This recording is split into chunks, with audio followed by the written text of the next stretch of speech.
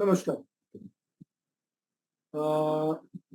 सबको नमस्कार। Please active हो जाइए, अपनी अपनी स्क्रीन ऑन कर लीजिए और हम सेशन स्टार्ट करते हैं।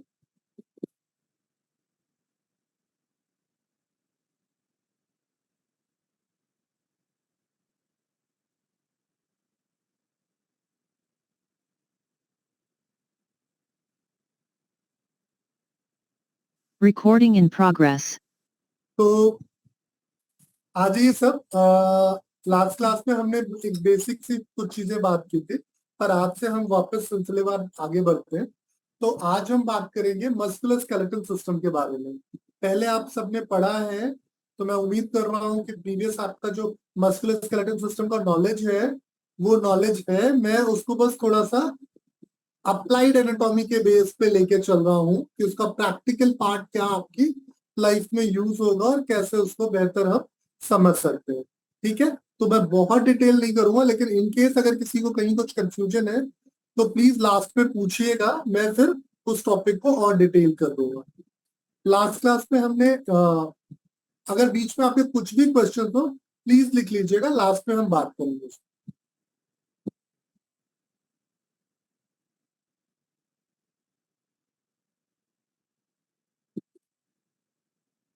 तो लास्ट क्लास में हमने बात की थी कि स्केलेटन क्या है, स्केलेटन हमारी बॉडी पे क्या रोल प्ले करता है और हमारा स्ट्रक्चर ऐसा क्यों है। हमने बात भी की थी कि ब्रेन की और ब्लड सप्लाई के लिए स्केलेटन इस तरीके से बना हुआ है जिससे चीजें हमारी बेहतर हों, हम सोच समझ अच्छा सके, हम अपनी चीजें आसान कर सके। तो इस पूरे स्केलेटन का मतलब हमें समझ में आ गया कि हम पृथ्वी पे जितने भी जीव जंतु हैं सबसे बुद्धिमान होने का जो हम दावा करते हैं, उस दावे के पीछे सबसे इंपॉर्टेंट रोल प्ले करता है हमारा स्केलेटन सिस्टम। अगर हमारा स्केलेटन इस तरह का नहीं होता तो हम इतने बुद्धिमान नहीं होते। क्यों नहीं होते वो मैंने पीछे बताया भी था कि स्कल की ओर जो ब्लड सप्लाई जाती है वो कैसे रेगुलेट होती है, आपके सीधा होने से, आपके पोस्चर से, आपका चलना फिरना किस तरीके से आपके बुद्धिमत्ता को बेहतर करता है। तो अगर मैं ये कहूं कि जो इंसान पैदल ज्यादा चलते हैं वो ज्यादा बुद्धिमान होंगे, तो ये कोई अतिशयोक्ति नहीं होनी चाहिए।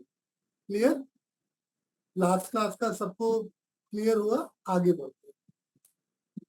तो स्केलेटल सिस्टम को हम अगर हम बोन्स वाइज समझो, तो मैंने बोन्स वाइज एक बार पहले भी बताया था कि आपकी बॉडी में कहाँ पे कितनी हड्डियां हैं। एक बार फिर से रिपीट कर दे रहा हूँ। स्कल की हड्डी frontal, occipital, parietal, temporal, frontal, occipital, parietal, temporal. ठीक, ये अगर आपको नहीं याद होती बिल्कुल मत परेशान होइए, बिल्कुल इतना समझ लीजिए ये पूरा एक स्कल का स्ट्रक्चर है जिसके भीतर आपका ब्रेन रहता है। फिर उसके बाद नीचे आ जाए तो फेस में 14 बोन्स हैं, अलग अलग मत समझिए, सारी आपस में मिली हुई है। एक मैंडिबल अलग से लगा हुआ है जिसको जाइगोमेटिक बोन बोलते हैं।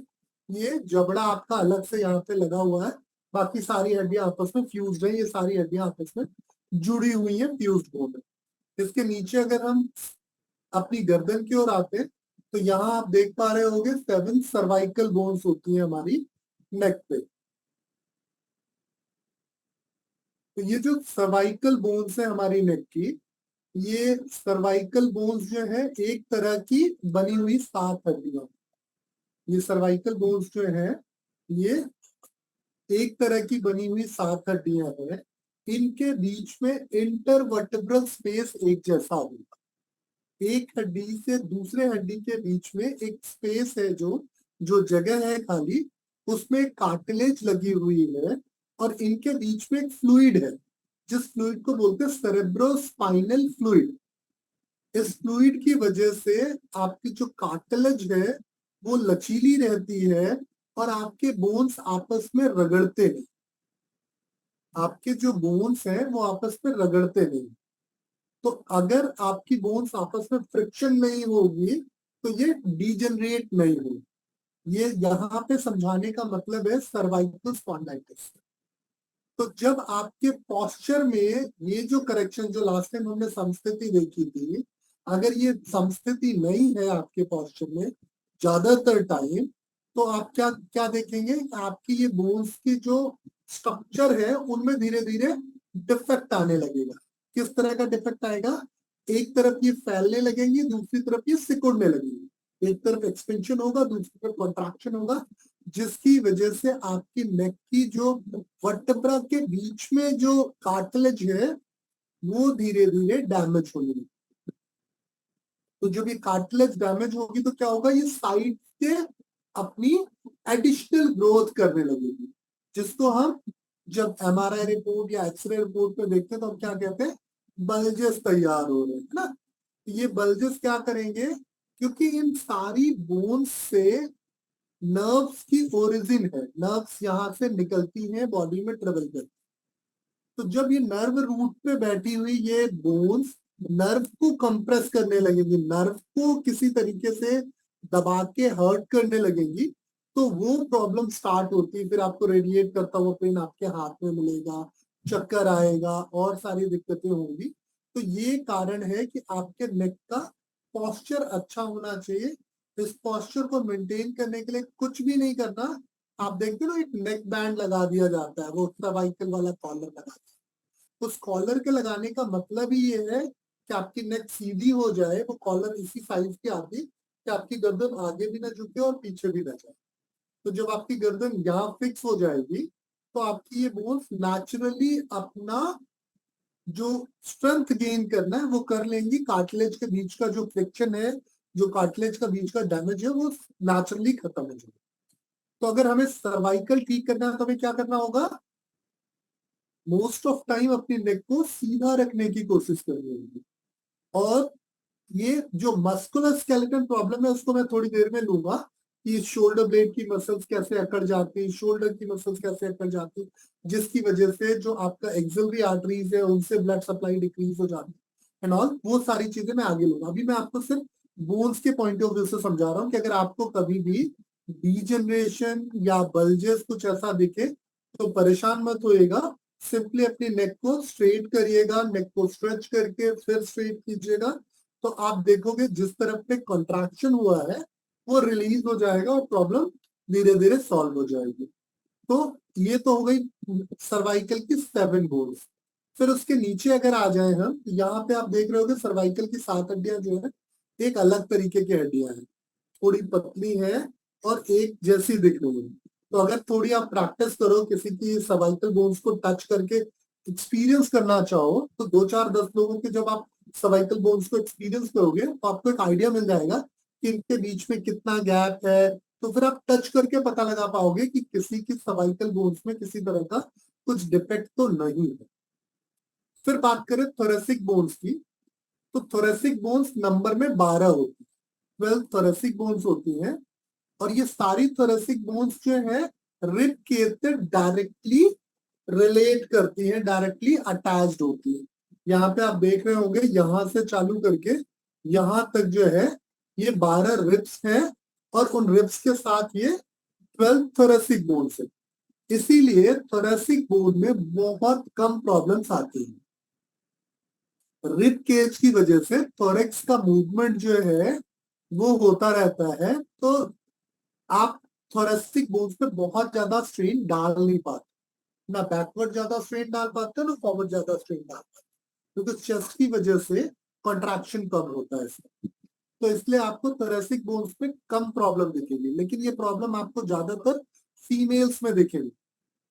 किनको दिखेंगी, जो लैक्टेशन वाली मदर्स हैं उनमें ये प्रॉब्लम ज्यादा दिखेगी, या जो फीमेल्स एप्पल शेप में है, जिनका अपर बॉडी थोड़ी हैवी है कंपैरेटिवली उनकी लोअर बॉडी के, ऐसे लोगों को अक्सर आपको शोल्डर ब्लेड के आसपास स्टिफनेस दिखेगी, स्ट्रेन दिखेगा और यहाँ पे डीजनरेशन भी दिख सकती है, क्योंकि बिकॉज ऑफ द चेस्ट का हैवी प्रेशर होने की वजह से उनकी स्पाइन थोड़ी सी खिंच जाती है। आपने देखा हो कुछ मेल्स भी ऐसे क्यूबर निकाल के चलते हैं, तो उसकी वजह से थोरेसिक वर्टिब्रा पे थोड़ा बहुत स्ट्रेन देखने को मिलेगा। अदरवाइज थोरेसिक वर्टिब्रा बहुत ही अमेजिंगली स्ट्रॉन्ग बनाई गई है नेचर की तरफ से। फिर आती है लंबर वर्टिब्रा। ये लंबर वर्टिब्रा जो है ना, ये सबसे ज्यादा हमें परेशान करती है। लंबर वर्टिब्रा सबसे ज्यादा परेशान करती, क्यों परेशान करती, क्योंकि ये सबसे ज्यादा काम करती है। अगर आप ध्यान से देखो तो आपका अपर बॉडी जो ट्रंक वाला है और लोअर बॉडी जो है, दोनों को बीच में जोड़ने का जो काम है वो पूरा पूरा लंबर वर्टेब्रा के जिम्मे है। तो आपके पेट पे चर्बी बढ़ी तो लंबर पे स्ट्रेन बढ़ जाएगा, आपके पेट पे चर्बी कम हुई तो लंबर पे स्ट्रेन बढ़ जाएगा। अगर आप मोटे हैं तो भी आपकी लंबर वर्टेब्रा पे ज्यादा स्ट्रेन होगा, आप पतले हैं तो भी आपकी लंबर वर्टेब्रा पे ज्यादा स्ट्रेन होगा। तो आपकी लंबर वर्टेब्रा को कम स्ट्रेन हो उसके लिए आपका वजन संतुलित होना बहुत जरूरी है।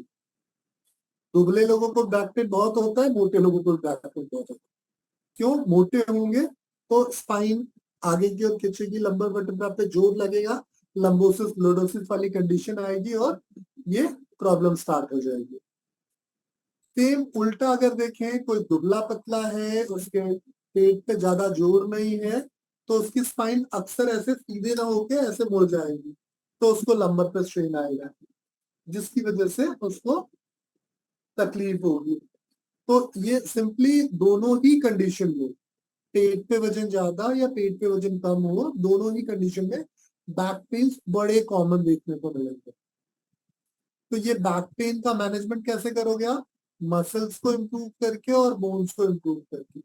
बोन्स पे आप अगर इन स्ट्रक्चर को देखो तो ये स्ट्रक्चर एक सीधा वर्टेब्रल कॉलम बना रहे हैं, इसीलिए इसको कॉलम वर्टेब्रल कॉलम भी बोला जाता है।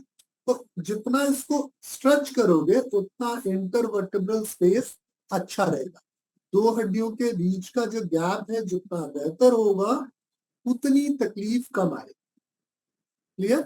तो इंटरवर्टेब्रल स्पेस अच्छा रखने के लिए रीढ़ की हड्डी को सीधा ऊपर की ओर खींचते रहने का अभ्यास बहुत जरूरी है।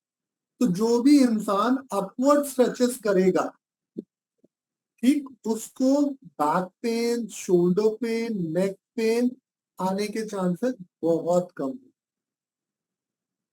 तो कितना सरल है, बैक पेन वाले को भी ताड़ासन कराना, सर्वाइकल वाले को भी ताड़ासन कराना, जिसको मिडिल बैक में तकलीफ है उसको भी ताड़ासन कराना, और सबको फायदा होगा। तो एक आसन पूरी स्पाइन को हेल्दी रख सकता है, सिंपली ताड़ासन। क्यों? क्योंकि जब आप ताड़ासन का अभ्यास करोगे तो हर बार इंटरवर्टेब्रल स्पेस को बेहतर करते जाओ, तो जो कंट्रैक्शन हो रहा है वो फिर स्ट्रेच हो जाएगा, फिर स्ट्रेच हो जाएगा। तो वो बार बार खींचने की वजह से आप देखोगे कि नर्वस प्रेशर जनरेट ही नहीं होने देगा, नर्वस कंप्रेशन जनरेट ही नहीं होने देगा, और आपकी स्पाइन पे तकलीफ नहीं आएगी। तो फिर आप बोलोगे कि यार इतनी ज्यादा स्पाइन की प्रॉब्लम फिर क्यों हो रही है ना? अगर आप देखने जाओ तो आपको सर्वाइकल और ये लंबर स्पॉन्डिलाइटिस के पेशेंट 30% पेशेंट मिलेंगे। अगर आप 100 पेशेंट से बात करो तो 30 लोग सर्वाइकल और लंबर स्पॉन्डिलाइटिस के अर्बन फेजेस पे आपको मिलेंगे। अर्बन फेजेस पे मैं इसलिए कह रहा हूँ क्योंकि उनके खाने में न्यूट्रिशन ज्यादा अच्छा है, और ये प्रॉब्लम भी न्यूट्रिशन की प्रॉब्लम है। बोन्स की हेल्थ न्यूट्रिशन की प्रॉब्लम है। तो जब बोन्स पे डीजेनरेटिव चेंजेस देखने को मिलते हैं, अभी तो मैं बल्जेस की बात कर रहा था, अब बात कर रहा हूँ डीजेनरेटिव चेंजेस की। तो जब ये डीजेनरेटिव चेंजेस देखने को मिलते हैं आपकी स्पाइन पे, तो इसका मतलब क्या है कि आपके नेचुरल जो न्यूट्रिशन वाला मैकेनिज्म है वो ढंग से काम नहीं कर रहा। आपका न्यूट्रली जो आपके बोन हेल्थ को मैनेज करता है वो एक हार्मोन है कैल्स्टोनिन।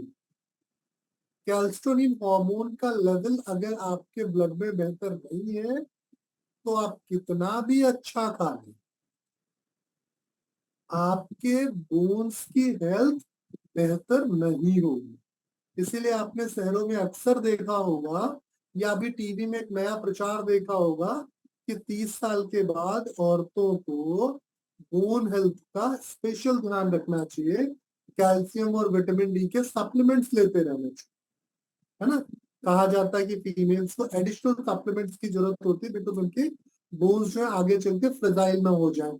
आप देखोगे सीनियर एज में फीमेल्स पोस्ट मेनोपॉजल बहुत सारी फीमेल्स में आपको बोन्स में फ्रैक्चर देखने को मिलेगा, हिप जॉइंट का फ्रैक्चर बहुत कॉमन फ्रैक्चर है फीमेल्स में। ये क्यों हुआ?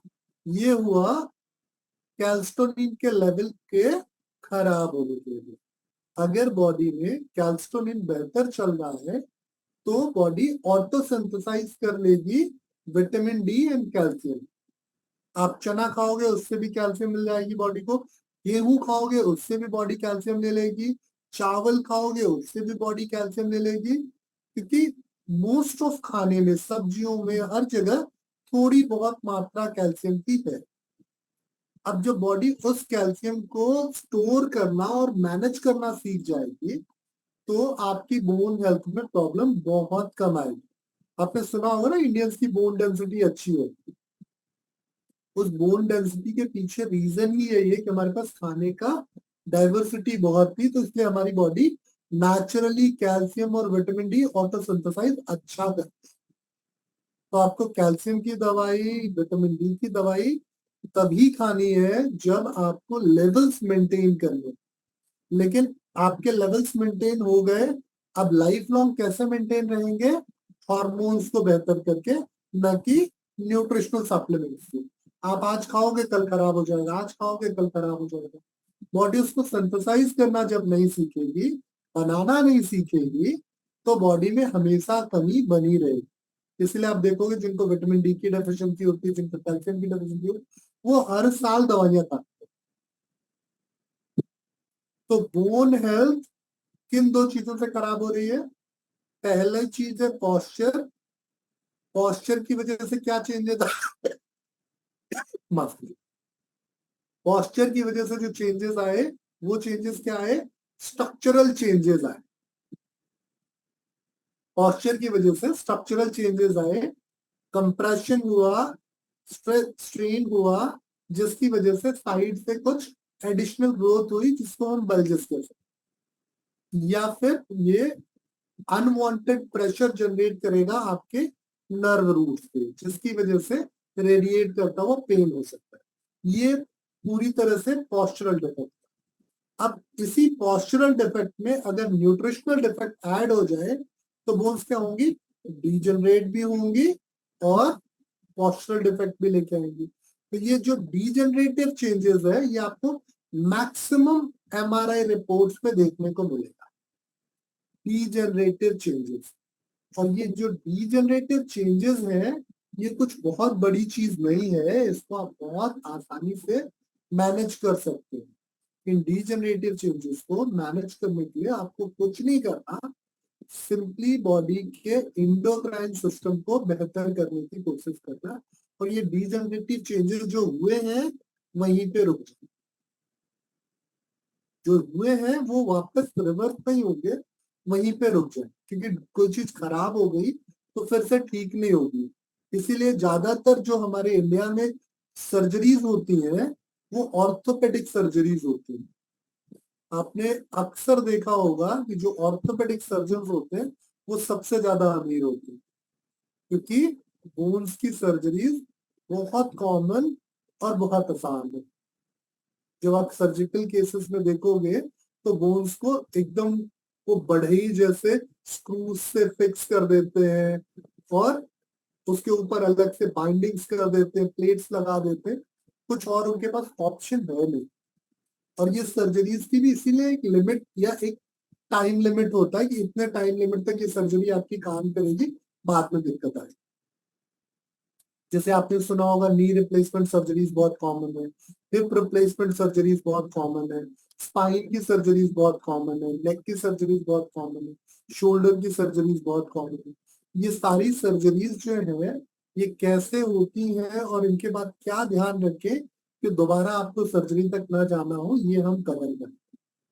ठीक है, तो अभी हमने समझा कि हमारी स्पाइन जो है वो किस तरीके से हमको तकलीफ देती है। अब आ जाते हैं कि ये रिब केज हमको क्यों दिया ईश्वर ने।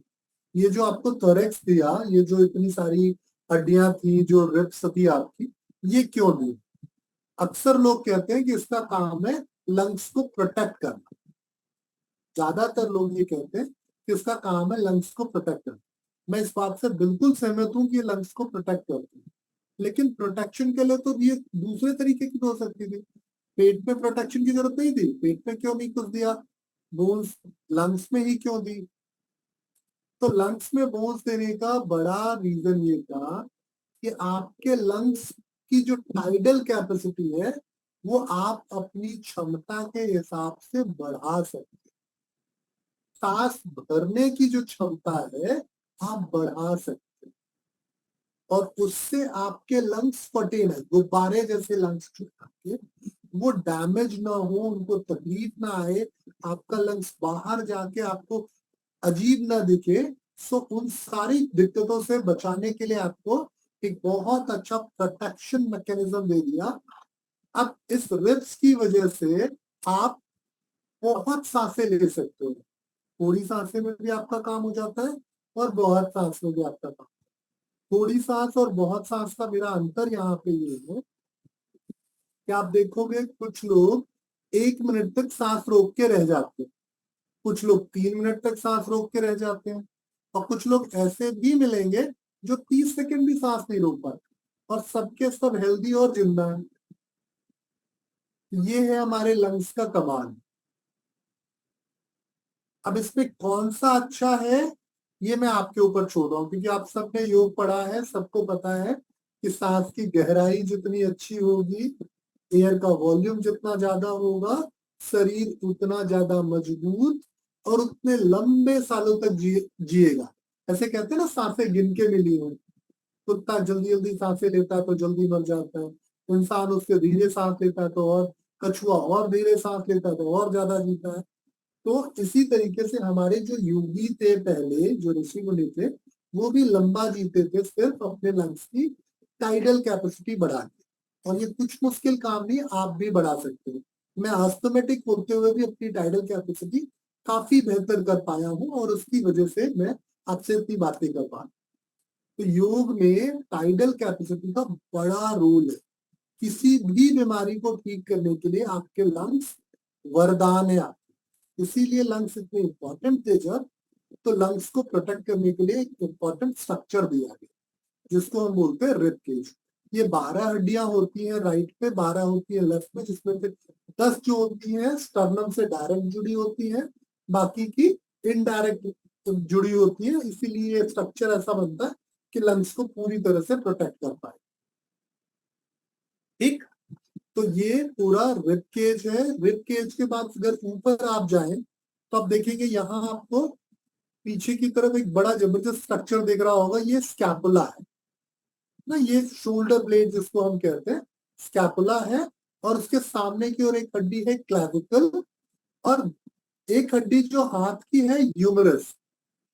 तो ह्यूमरस, स्कैपुला और क्लैविकल, 3 हड्डियां मिलके एक ज्वाइंट बना रही है, जो है आपका हाथ का जो है ना, ये आपका जो शोल्डर ज्वाइंट है, जो हाथों का जोड़ है, जो एक्सिलरी ज्वाइंट है, ये इतना मजबूत है क्योंकि इसमें 3 हड्डियां लगी।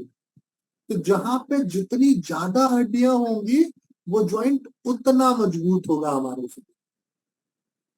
इसीलिए नेचर में हमको ये क्लैविकल भी, ये स्कैपुला दिया कि हम अपने हाथों का उपयोग अपनी क्षमता के हिसाब से बढ़ा या घटा सके। आपने देखा होगा कुछ लोग 200 किलो भी आराम से उठाते हैं, कुछ 20 किलो भी नहीं उठा पाते। 200 किलो जो उठाते हैं वो भी विशेष मानव नहीं है, उन्होंने बस इसको मजबूत कर लिया, इसके 200 किलो तक। तो आप भी इनको मजबूत कर सकते हो। कैसे मजबूत कर सकते हो इसको हम आगे समझेंगे। तो ये जो जॉइंट्स और बोन्स का कॉन्सेप्ट है वो समझाने के पीछे मेरा मकसद ये है कि जहां पे जितनी ज्यादा हड्डी वहां पे उतनी मजबूती। तो सबसे मजबूत ज्वाइंट हमारे शरीर में कौन सा है? सबसे मजबूत ज्वाइंट हमारे शरीर का कौन सा है? रिस्ट का ज्वाइंट, क्योंकि यहाँ पे 8 हड्डियां रिस्ट की है, फिर 5 हड्डियां ऊपर है और 2 हड्डियां नीचे है। तो 5, 7 और 8, टोटल 15 हड्डियों से मिलके बना हुआ एक ज्वाइंट है। कौन सा? Wrist joint. ये हमारे शरीर में सबसे मजबूत ज्वाइंट है। दूसरा मजबूत ज्वाइंट कौन सा है हमारे शरीर का? Ankle joint. एंकल ज्वाइंट पे कितनी हड्डियां हैं? 5 मेटाटार्सल वाली, 2 टिबिया और फिबुला, और 7 टार्सल बोन। तो 7 7 14 हड्डियां। सिर्फ एक हड्डी पीछे है, इसीलिए रिस्ट के कंपैरिजन में थोड़ा कमजोर ज्वाइंट है हमारा एंकल। फिर इसके बाद अगला ज्वाइंट कौन सा बड़ा मजबूत माना जाएगा हमारा? अच्छा चलिए ये बताइए कि आपका रिस्ट ज्वाइंट ज्यादा मजबूत है, मतलब रिस्ट सॉरी, एल्बो ज्वाइंट ज्यादा मजबूत है कि नी ज्वाइंट ज्यादा मजबूत है? Knee joint. नी ज्वाइंट कैसे ज्यादा मजबूत हुआ? बॉडी के वेट को पूरा लेता है इसमें। भाई वेट को लेता तो वेट को तो एंकल संभालता है, उसमें नी का कोई रोल नहीं है। बट फ्लेक्शन वगैरह तो होता है ना सर वहां पर, तो इसलिए वो तो नी ज्वाइंट तो आपको सिर्फ इसलिए मिला है कि हम अपने घुटने को मोड़ के आराम से चल सके। वेट तो पूरा आपका एंकल ज्वाइंट संभालता है, उसकी वजह से आप पैदल चल पाते हो। तो मजबूत कौन सा है, नी ज्वाइंट या एंकल आपका एल्बो ज्वाइंट या शोल्डर ज्वाइंट? कौन सा मजबूत है? चलो नी को थोड़ी देर के लिए अभी छोड़ देते हैं, शोल्डर और एल्बो ज्वाइंट पे बात करते हैं कौन सा ज्यादा मजबूत है। मैं देखूं तो सही आपको कॉन्सेप्ट समझ में आया या नहीं? शोल्डर ज्यादा मजबूत है या एल्बो ज्यादा मजबूत है? कौन सा ज्वाइंट ज्यादा मजबूत है? शोल्डर हुआ ना सर, वहां पे एल्बो से ज्यादा, एल्बो से ज्यादा बोन्स है इसलिए शोल्डर में ज्वाइंट वहां पे सबसे ज्यादा है। प्लीज एल्बो में सिर्फ 3 ज्वाइंट्स हैं और उसका मत बोलिए, कारण के साथ बोलिए कि हाँ ये ज्वाइंट इसलिए मजबूत है। सर शोल्डर ही हुआ क्योंकि शोल्डर में ज्यादा जॉइंट्स ज्यादा वहां पर वो है। क्यों शिल्पा, क्यों शोल्डर मजबूत हुआ, कारण बता। जैसे आपने बताया सर कि जब यहाँ पर 3 बोन्स मिल रही हैं और एल्बो में आपका 2 ही बोन काम में आ रहा है, इसलिए एल्बो में 2 यहाँ हड्डियां? पर सर ये भी हमारा बॉल एंड सॉकेट जॉइंट है और ये हमारा हिंज जॉइंट है। मैं वो पूछ ही नहीं रहा हूँ, मैं ये पूछ रहा हूँ कि कौन सा ज्वाइंट मजबूत है और क्यों। हाँ तो बॉल एंड सॉकेट की सॉकेट वजह से ये सब तो बात की बात है, वो तो यूज के हिसाब से बनाएंगे। सबसे हाँ मजबूत जोड़ कौन सा है वो पूछ रहा हूँ दोनों में। Shoulder joint. कोई और है जो शोल्डर ज्वाइंट को मजबूत मानता है? कितने लोग हैं जो शोल्डर ज्वाइंट को मजबूत मानते हैं? प्लीज हैंड रेज करें।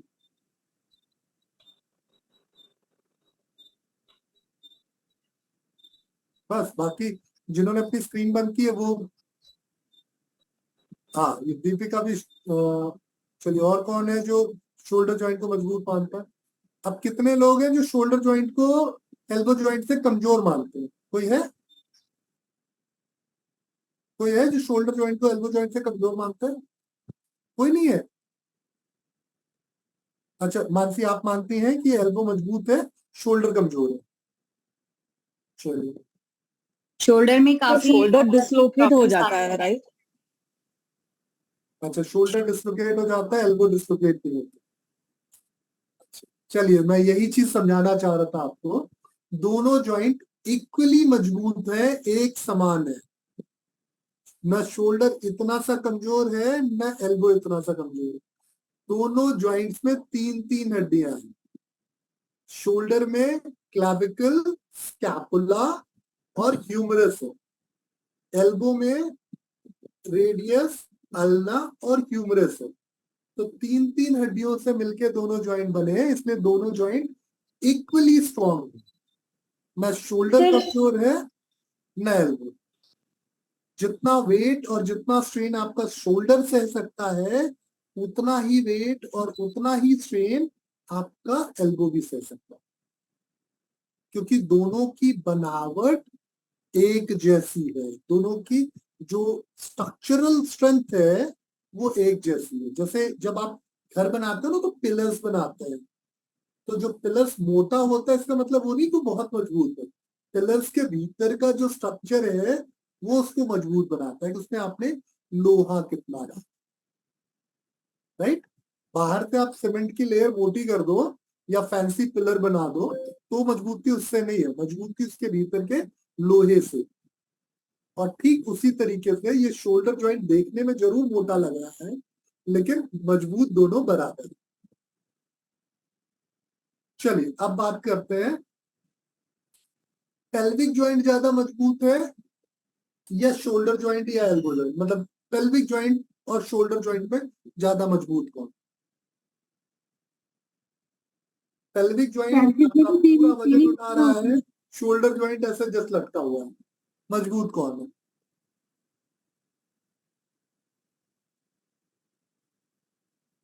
क्यों?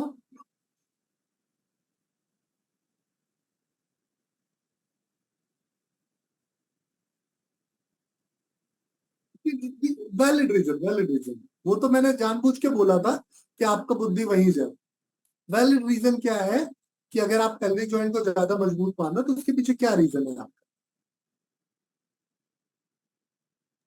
बड़ी बोन है सर वहां पर एकदम, एक तो भाई बड़ी बोन हो या छोटी बोन हो, यहाँ तो बहुत छोटी छोटी बोन है, सबसे छोटी बोन तो यही है, पर ये सबसे ज्यादा मजबूत है। एक हड्डी से दूसरी हड्डी जहां पे जुड़ेगी वहां मजबूती आ जाएगी, क्योंकि हड्डी को हड्डी से जोड़ने का प्रोसेस जो है हमारी बॉडी का ना, ये बड़ा मजबूत प्रोसेस है। सर वहाँ पे 4-5 हड्डियां एक साथ जुड़ी होती है, इसलिए फीमर भी है और आपका कितनी हड्डियां होती है वहां स्पाइन। पे, कितनी होती है? सर सर जैसे कि 2 फीमर हो गई दोनों पैर की, उसके बाद एक पेल्विक गर्ड, 2 एक हड्डियां बार वहां पे। वैसे तो दो दो ह्यूमरस यहाँ भी हो गए। अच्छा नहीं, अच्छा हाँ ठीक। सर मैं तो एक हाथ की बात कर रहे हैं ना, या तो पूरा पेल्विक गर्डर की बात कर रहे नहीं नहीं, एक पेल्विक ज्वाइंट की बात करो, एक थाई ज्वाइंट की बात करो, हैं। एक शोल्डर की बात करो।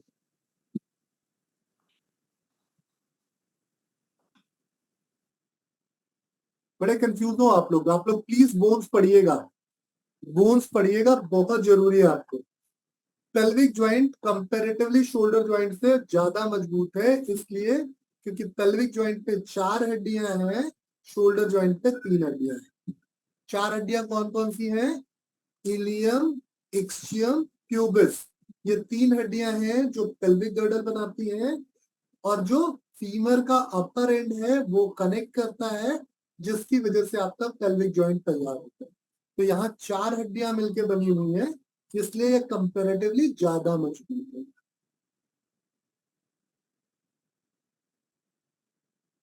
इधर तो यही तो बता रहा हूं मैं, रिस्ट पे क्या बताया आपको?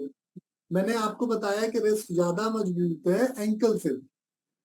एंकल पूरे शरीर का वजन उठा रहा है और रिस्ट कुछ भी नहीं कर रहा, लेकिन फिर भी रिस्ट ज्यादा मजबूत। ठीक, अब चलिए पेल्विक जॉइंट और नी जॉइंट में बात करते हैं, कौन ज्यादा मजबूत है। ये जो मैं आपको आज बता रहा हूं ना, ये आपके प्रैक्टिकल्स एप्लीकेशन में बहुत काम आने वाला है, इसलिए इसको अच्छे से पेल्विक समझिएगा। Pelvic sir pelvic joint. क्यों? क्योंकि यहाँ 4 हड्डियां हैं, वहां पे 3 हड्डियां हैं। सर सर दोनों इक्वल, फीमर दोनों इक्वल ही होंगे।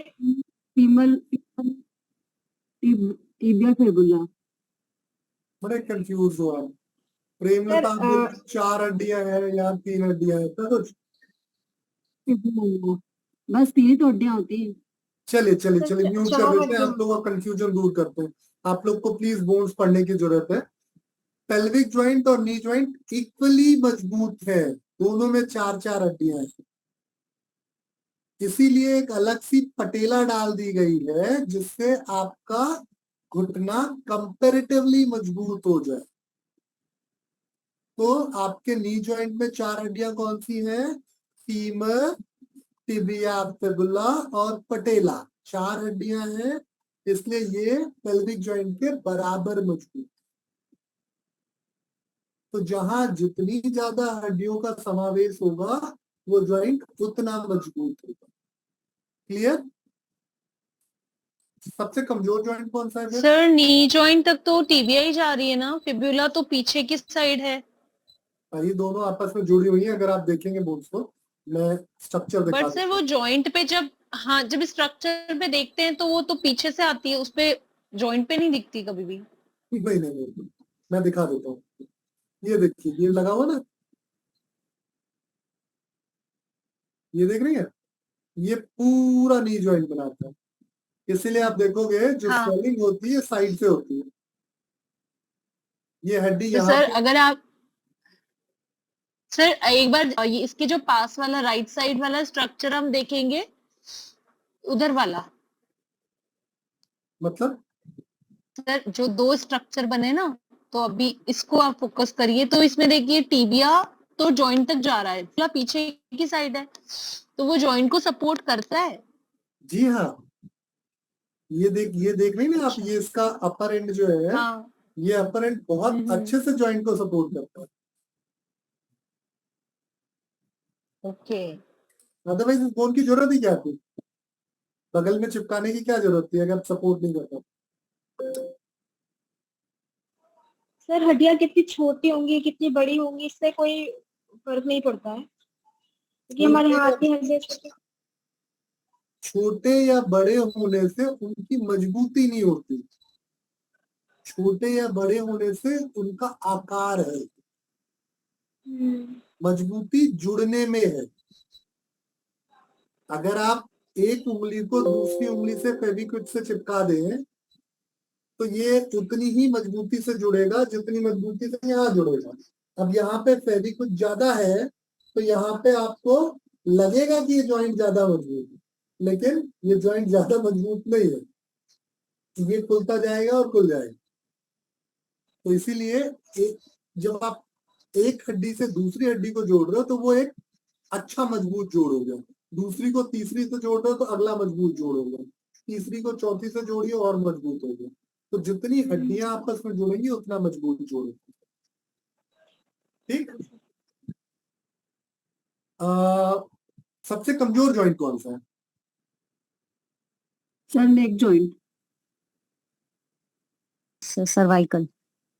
सर्वाइकल क्यों, थोरेसिक नहीं है, नंबर नहीं है? नेक जॉइंट। सर सर्वाइकल को कोई और सपोर्ट नहीं है ना वहां पे, सर्वाइकल को सपोर्ट नहीं, बाकी सब तो मतलब support है। जैसे बाकी रिबकेज है तो रिबकेज को का सब दोनों तरफ से जॉइंट सी कनेक्ट लंबर होते हैं, रीजन में क्या है? स्टर्नम पे है। लंबर रीजन में तो कुछ नहीं सपोर्ट है। हाँ, लंबर एंड सर्वाइकल एक्चुअली दोनों वीक लगते हैं, वीक लिंक्स लगते हैं, तो क्योंकि वहीं पे ही ज्यादा डिफिकल्टीज आती हैं। जहाँ पे भी दो हड्डियां जुड़ी हैं वो सबसे कमजोर जॉइंट है। तो दो हड्डियां कहाँ जुड़ी हैं? इंटरफेलेंजियल जॉइंट्स पे जुड़ी हैं। ये एक हड्डी दूसरी हड्डी से जुड़ी है, ये सबसे कमजोर जॉइंट है इंटरफेलेंजियल। आपने देखा होगा कुछ लोगों की उंगली के अगले हिस्से को काटा जाए तो आसानी से कट जाता है। वो गैंगस्टर होते हैं ना, पहले उंगली ही काटते हैं, जब उनको फिरौती के लिए पैसे चाहिए होते हैं तो उंगली काट के बेचते हैं। तो ये सबसे कमजोर जॉइंट है।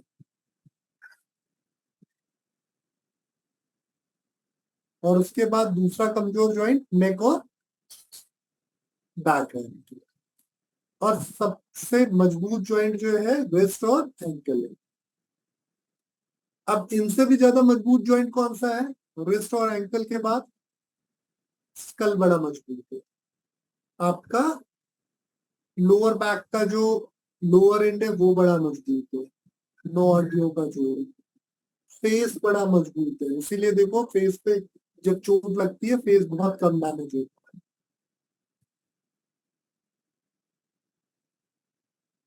तो अब उम्मीद करता हूँ कि सबको बोन्स की मजबूती और जॉइंट्स में कहीं कोई कंफ्यूजन नहीं होना चाहिए।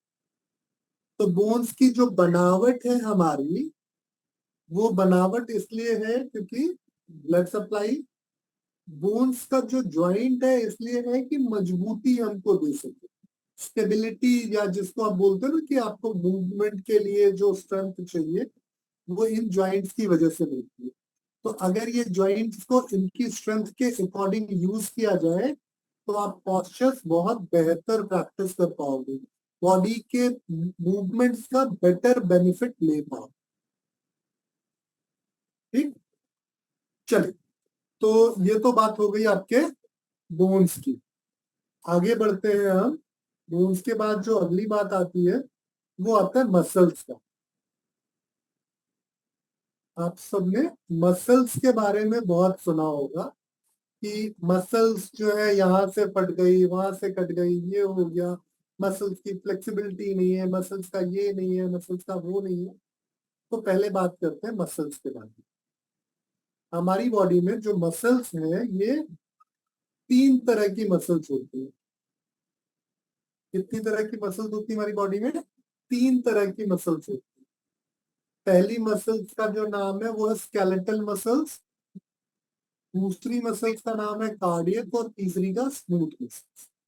तो अगर मैं कहूं कि बोन्स के बाद जो भी आपका पार्ट बचा वो सब कुछ मसल्स है, तो कोई बड़ी बात नहीं है। उसमें कुछ नर्व फाइबर्स मिलेंगे, कुछ मसल्स मिलेंगी, बहुत सारी चीजें मिलेंगी। लेकिन यहाँ पे हम मसल्स को समझते हैं कि मसल्स 3 तरह की आखिर कैटेगराइज क्यों की गई। यहाँ पे आपने देखा भी होगा कि वॉलंटरी, इनवॉलंटरी कंट्रोल है, बाकी चीजों की बात की जाती है। तो वॉलंटरी इनवॉलंटरी को थोड़ी देर के लिए किनारे रखते हैं, हम इनके स्ट्रक्चर को समझते हैं कि इनको आखिर स्केलेटल मसल्स क्यों कहा गया, कार्डियक मसल्स क्यों कहा गया, या स्मूथ मसल्स क्यों।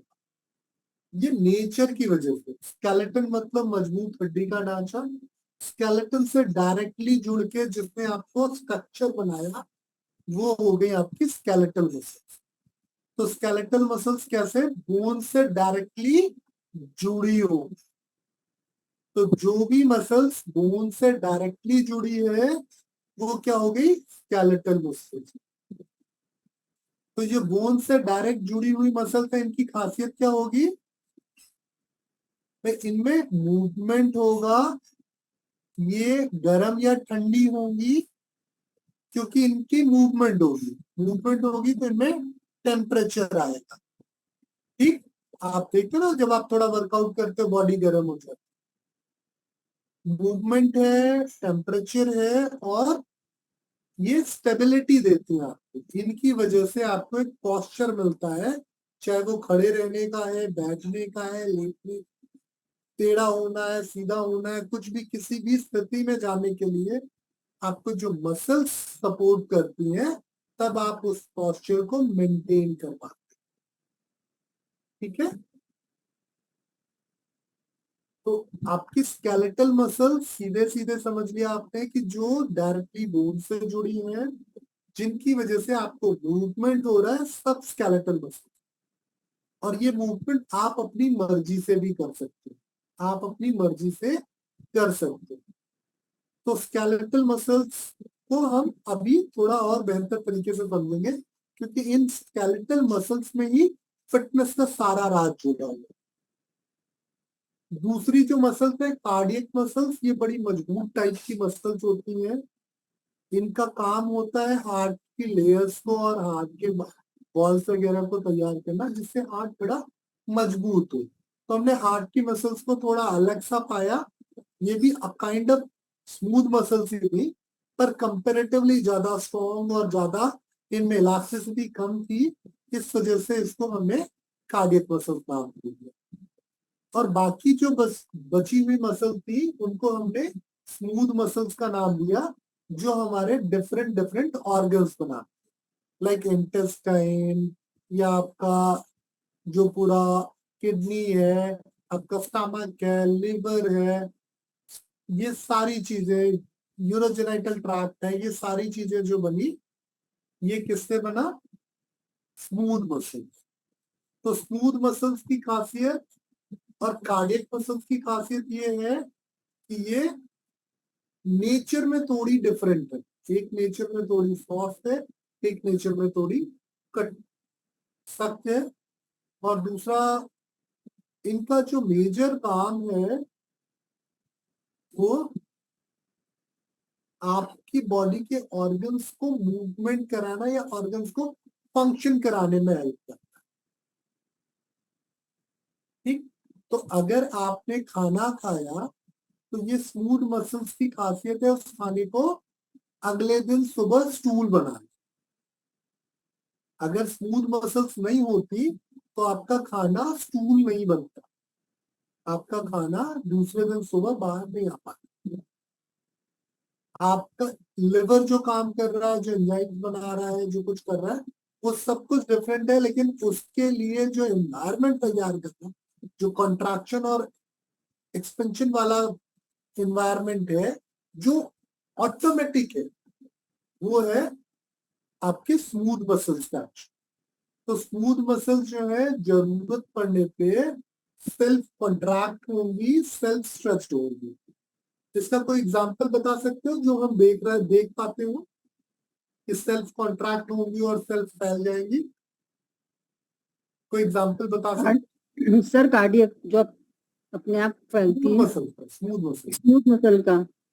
सर ये पेरिस्टाल्टिक जो मूवमेंट होता है इंटेस्टाइन में, साइन का पेरिस्टाल्टिक मूवमेंट, सही पकड़िए। और कुछ यहाँ पर होता है पेरिस्टाल्टिक ZT, मूवमेंट तो हम देख नहीं पाते, फील कर पाते। इंटेस्टाइन की पाल्पिटेशन को हम फील कर पाते। देख क्या पाते हैं? प्यूपिल सर वो डायलेशन और कंट्रैक्शन, राइट। और क्या देख पाते हैं? सर इनहेल और एक्सहेल करते हैं तो आपके चेस्ट को मूवमेंट देख पाते डायफ्रामेटिक मसल्स का मूवमेंट आप देख पाती हैं, आप एक्सपीरियंस कर पाती हैं, वो कार्डियक मसल्स।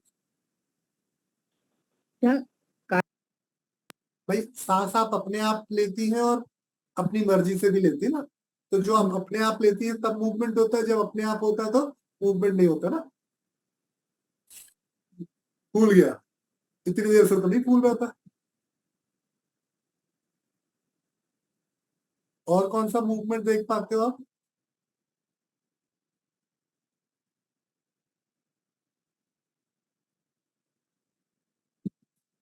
बहुत सारे सर मूवमेंट। एब्डोमिनल मसल्स की मूवमेंट्स। एब्डोमिनल मसल्स में कौन सी मूवमेंट देखते हो भाई? एब्डोमेन में तो सारी मतलब कार्डियक मसल्स हैं। वो देखे नहीं हो, 9 अलग अलग बिस्किट्स दिखते हैं, सब पैक्स बनाते हैं, 6 पैकेट 8 पैक्स वाले। वो रेक्टस एब्डोमिनस। हाँ, वो स्मूथ मसल का होगी। ओके। स्मूथ मसल्स क्या?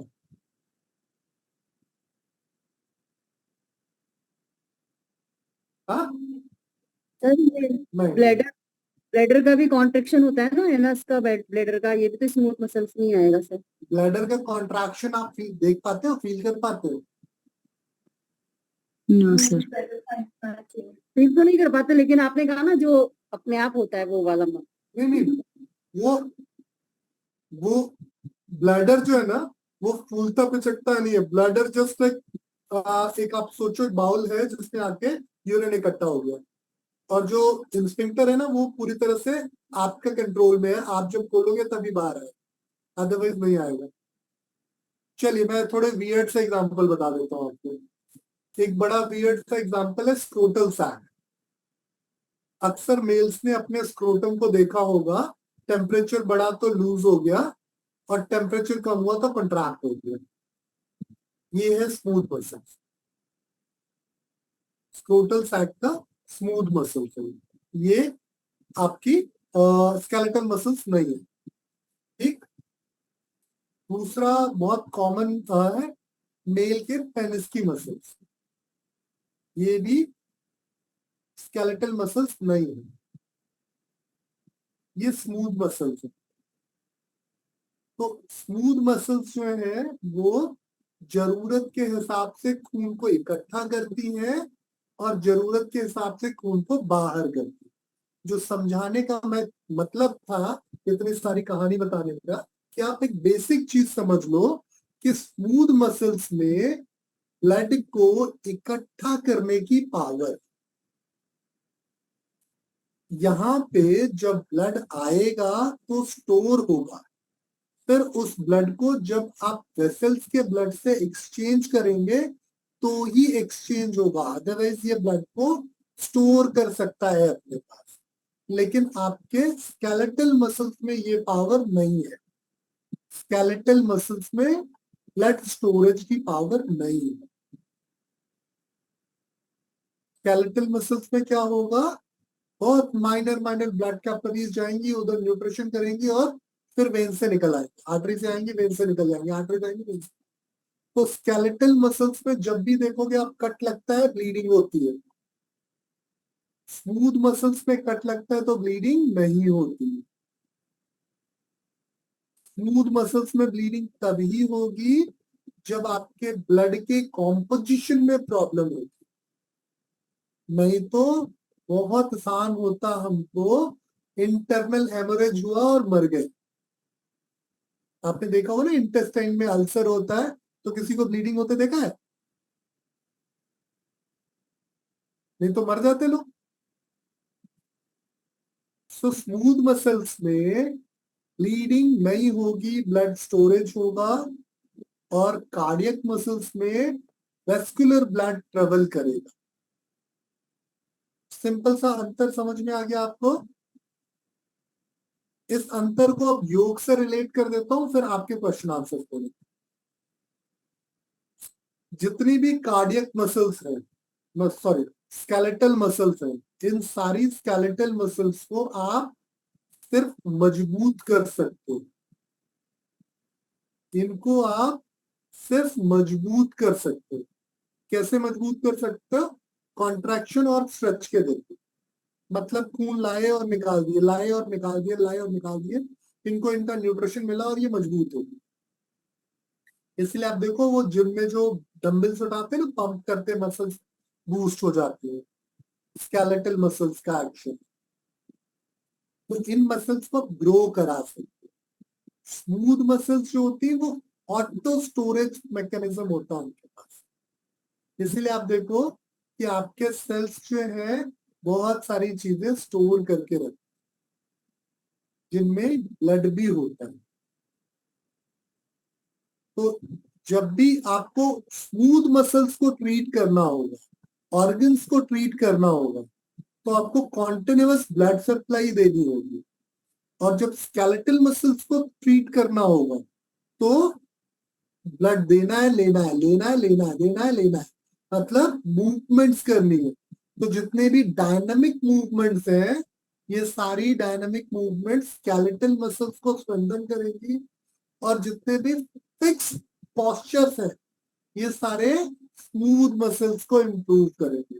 दैट्स व्हाई हमारे योगी बहुत बुद्धिमान थे, उन्होंने आसन बनाए थे। ये आसन आपके स्मूथ मसल्स को मजबूत करेगा, आपके सिस्टम ऑर्गन को मजबूत करेगा, क्योंकि वहां पे कॉन्टिन्यूअस ब्लड सप्लाई रेगुलर है, उसमें सेल्युलर ब्लड को वेस्कुलर ब्लड से एक्सचेंज करने की पावर है। यहाँ सेल्युलर ब्लड वेस्कुलर ब्लड से एक्सचेंज होने की पावर नहीं है। दैट्स व्हाई स्केलेटल मसल्स में लिम्फेटिक सिस्टम का बहुत बड़ा रोल है। आपके स्मूथ मसल्स में लिम्फेटिक सिस्टम का कोई रोल नहीं। कभी सुना किसी का स्टमक जो है वो अकड़ गया, किसी के इंटेस्टाइन अकड़ गई हो, लेकिन आपने अक्सर सुना होगा frozen shoulder, lower back stiff हो गई, पेल्विक जॉइंट स्टिफ हो गया, ये ग्लूटियल मसल्स टाइट हो गई, काफ मसल्स टाइट हो गए, नेक अकड़ गई, ये अकड़ गया, वो अकड़ गया। सो जहां पे भी स्टोरेज नहीं है वहां पे कभी भी स्टिफनेस नहीं आई, मतलब स्टिफनेस आई, क्योंकि वहां पे लिम्फेटिक सिस्टम बेटर काम करना चाहिए, और जहां पे स्टोरेज है वहां स्टिफनेस करनी है, वहां लिम्फेटिक सिस्टम का रोल नहीं। तो उम्मीद करता हूं कि बेसिक्स उसके आपके क्लियर हो गए होंगे। फिर अगली क्लास में मैं यहीं से आगे लेके चलूंगा आपको स्केलेटल मसल्स को बेहतर तरीके से समझाने। अब आपके क्वेश्चन आंसर के लिए सर कार्डियक में स्टोरेज होता है, लिम्फेटिक में कार्डियक मसल्स में स्टोरेज हाँ। नहीं होता, वो अलग तरह के, वो भी स्केलेटल में सिर्फ मैंने अभी थोड़ी देर पहले बताया था, कार्डियक मसल्स और स्मूथ मसल्स भाई है, दोनों में सिर्फ डिफरेंशिएशन का कारण ये था कि ये नेचर में थोड़ा ज्यादा कठोर भाई हो गया, क्या है सर? ज्यादा मजबूत भाई हो गया, ये हार्ट का जो मसल है वो ज्यादा मजबूत है क्योंकि बस हार्ट ज्यादा मजबूत हो गया बस, और स्मूथ मसल से कुछ बहुत डिफरेंट नहीं। तो सर लिम्फेटिक का सिर्फ यहाँ पर ही रोल है स्केलेटल में? देखिए आगे मत भागिए, अभी टू दी पॉइंट बात करिए, क्योंकि नहीं, आगे आपने भागेंगे बताया सर कंफ्यूज हो जाएंगे। लिम्फेटिक का रोल यहाँ पर होता है स्केलेटल कहाँ पे? में। स्केलेटल में लिम्फेटिक जो होता है, मैं बोला तो लिम्फेटिक सिस्टम का रोल आपके स्केलेटल मसल्स में है, क्योंकि आपकी स्केलेटल मसल्स अकड़ जाएंगे अगर लिम्फेटिक सिस्टम अच्छा काम करे। हाँ सर, आज सुबह जो बताए थे आपकी। मसल्स नहीं अकड़े, हम्म। तो दोनों के बीच में ये बड़ा डिफरेंस है स्केलेटल मसल्स और। तो इसीलिए जितनी भी डायनामिक एक्सरसाइजेस आप करोगे ये सारी जरूरी है आपके स्केलेटल मसल्स की। इसलिए आप देखो जब मजबूत करने की बात आती है, नी स्ट्रेंथन की बात आती है, बैक स्ट्रेंथन की बात आती है, तो आप क्या करते हो? कॉन्ट्रैक्शन रिलैक्स, है ना, मसल्स को डायनामिक वर्कआउट देते हो जिससे मसल्स मजबूत हो जाती है। लेकिन जब आपको सिस्टम को इम्प्रूवमेंट करने की बात आएगी तो कॉन्टिन्यूअस फ्लो मेंटेन करना होगा, ब्लड सप्लाई रेगुलर करनी होगी, चीजें बेहतर हो जाएंगी। तो अब मैं उम्मीद करता हूं कि आपको एक्सरसाइज और आसन का डिफरेंस बहुत इजीली क्लियर हो गया। आप कभी भी एक्सरसाइज और आसन में आप कंफ्यूज नहीं होंगे, है ना। तो जो हम अभी तक आसन पढ़ रहे थे स्केलेटल मसल्स पे, ऑनेस्टली वो स्केलेटल मसल्स को सिर्फ क्या कर रही थी? तैयार। इसीलिए आप देखोगे ज्यादातर योगा फॉर्म्स में अभी लोग क्या डायनामिक चीजें कर रहे हैं, विन्यासा टाइप का योगा है, अष्टांगा विन्यासा, और डायनामिक मूवमेंट्स हमेशा आपके मस्कुलोस्केलेटल सिस्टम को बेहतर करेंगे, आपको दुबला पतला कर सकती हैं, आपको सुंदर दिखने लायक आपकी मसल्स का स्ट्रक्चर अच्छा बना सकती है।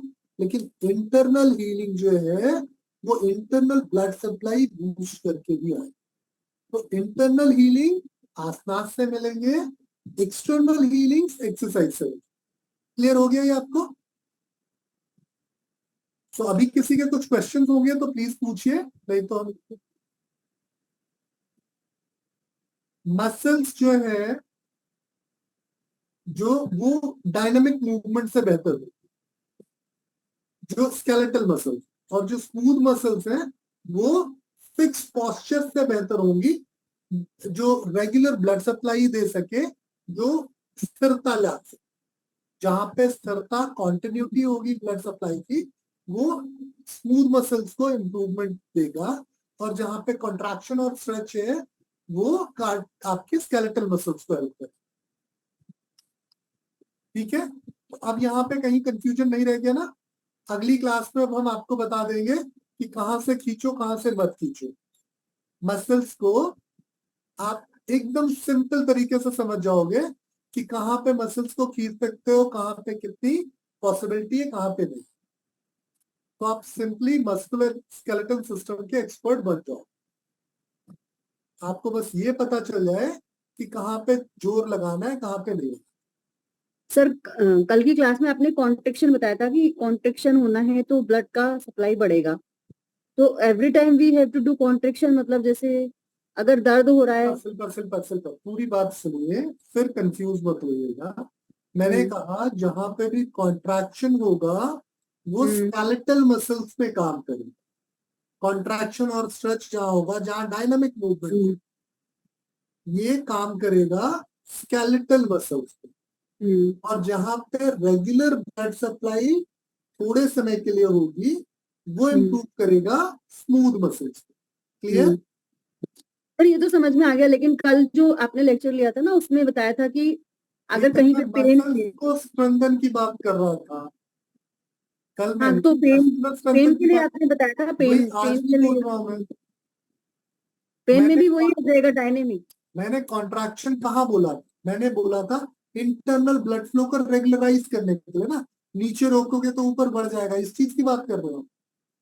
नहीं, कॉन्ट्रैक्शन बताया था आपने कि कॉन्ट्रैक्शन, मसल कॉन्ट्रैक्शन करना पड़ेगा तो पेन रिलीज होता है, आपने कुछ ऐसा बोला था लास्ट क्लास में। वही चीज तो मैं बता रहा हूँ कि आपको मैं स्केलेटल मसल्स की तो बात कर रहा हूँ, पेन कहाँ होता है? हाँ वही तो होता है सर। तो फिर कॉन्ट्रैक्शन को समझ में नहीं आया, वो कॉन्ट्रैक्शन कैसा बोले थे आप, मतलब क्या कॉन्ट्रैक्शन वो? आप समझ में आया? अभी भी नहीं हाँ क्लियर? ये आपने डायनेमिक ही तो बोला सर, ये कॉन्ट्रैक्शन एंड डायनामिक एक्सरसाइज में क्या करते हैं? हाँ मतलब कॉन्ट्रैक्शन का मतलब, मैं कॉन्ट्रैक्शन का मतलब क्या समझ रही हूँ कि हमें मसल को स्क्वीज करके रखना है, वो कॉन्ट्रैक्शन। मैंने बोला डायनेमिक मूवमेंट्स, कॉन्ट्रैक्शन और स्ट्रेच दोनों। मैंने जब भी आपको मसल हेल्थ की बात बोली है हमेशा बोला कि कॉन्ट्रैक्ट करो स्ट्रेच करो, कॉन्ट्रैक्ट करो स्ट्रेच करो, कॉन्ट्रैक्ट करो स्ट्रेच करो। तो वहां से लिम्फेटिक सिस्टम बेटर फंक्शन करने लगे, मसल्स मजबूत हो जाए। हाँ, ठीक है। वो जो आपने पेन के लिए ही बताया था कि अगर वहां पर भी अगर हम ब्लड सप्लाई बढ़ाएंगे तो अभी वो अभी उसमें मत जाइए, आगे मत भागिए, वो आएगा, हाँ हाँ वो सब्जेक्ट आएगा और एकदम आसानी से। अभी आपको मसल्स के किसी फंक्शन में, मसल्स को समझने में कोई कंफ्यूजन हो तो बोलिए, और अगर सब ठीक है तो अब यहाँ हम समाप्त करते हैं। कल की तो क्लास सर को हम स्मूथ मसल्स को हमें खुद ही स्टडी करना पड़ेगा कि स्मूथ मसल्स हमारे पूरी जो इंटरनली जो है उनको, अगर जैसे हार्ट हार्ट की मसल और ये स्मूथ दोनों ही हुई ना सर, ये इंटेस्टाइन की सारी मसल स्मूथ होती हैं, आपका जो भी लंग्स का होता है वो भी स्मूथ मसल्स होता है, तो ये सब चीजें इनको करने के लिए हमें सारी आसनास देने हैं, ठीक है ना, जितनी भी अगर इनको मजबूत करना है तो जहां पे भी बोन से अटैचमेंट नहीं है वो अच्छा स्मूथ बोन से, मसल्स है, ठीक जहां बोन से अटैचमेंट है वो स्केलेटन मसल्स है। ठीक है सर। ठीक, चलिए तो अभी हम इसको समाप्त करते हैं, कल हम बात करेंगे फिर। सर एक बात पूछना था कि ऐसे पेट को ऐसे अंदर मसल को खींच के योगा में करते हैं, लेकिन एक एक लोग बोलते हैं कि उसको खींच के ही चलना चाहिए, खींच के रखना चाहिए करके, वो सही है क्या गलत है? मेघा, मैं समझ नहीं पा रहा हूँ आपका सवाल, पेट को खींच के रखना चाहिए मतलब क्या है? सर मसल, ये पेट के मसल को, कॉन्ट्रैक्ट करके मसल को लोग बोलते हैं कि अगर आपको एब्डोमेन मतलब कम करना है, अगर टमी फैट कम करना है तो कॉन्ट्रैक्ट करके रखना चाहिए। ये मिथ है। हाँ अगर वही पेट को मुझे भी लगा सर, अभी आप समझाए ना, क्योंकि एक कॉन्ट्रैक्शन कॉन्टेक्ट किया तो सर्कुलेशन ही ठीक तरह से नहीं होएगा। भाई, कॉन्ट्रैक्शन अगर करके रखोगे तो जो मोटा आदमी है वो बेचारा हमेशा से पेट पचका के चलेगा, थोड़े दिनों में सांस नहीं आएगी उसको। और सर सर्कुलेशन का भी प्रॉब्लम होएगा ना? एग्जैक्टली, जब सांस नहीं आएगी तो सर्कुलेशन ऑब्स्ट्रक्ट होगा। Thank you. सर लेकिन ये जो मैम बोल रहे हैं तो कॉन्ट्रेक्शन नहीं करना है, तो सर जैसे कि लेकिन घेरण से हठ प्रदीपिका में बोला है स्वात्माराम जी ने कि अगर आप पश्चिमोत्तानासन करते हो, क्योंकि उसमें कॉन्ट्रेक्शन होता है, तो पश्चिमोत्तानासन करेंगे तो उसमें पेट पतला होगा। अभी आसन में चलेगा, नॉर्मली पूछ रही थी मैम मैं। मत दौड़िए उतना आगे, मैं आपको पश्चिमोत्तानासन बहुत अच्छे से समझाऊंगा। ठीक, अभी जो मेघा जी ने कहा वो डे टू डे लाइफ में रोज दिन में पेट को टाइट करके रखने की बात कर। अच्छा, ओके ओके सर। चलो, बहुत बहुत धन्यवाद, नमस्कार। Thank you sir. Recording stopped. Thank you sir. सबको नमस्कार।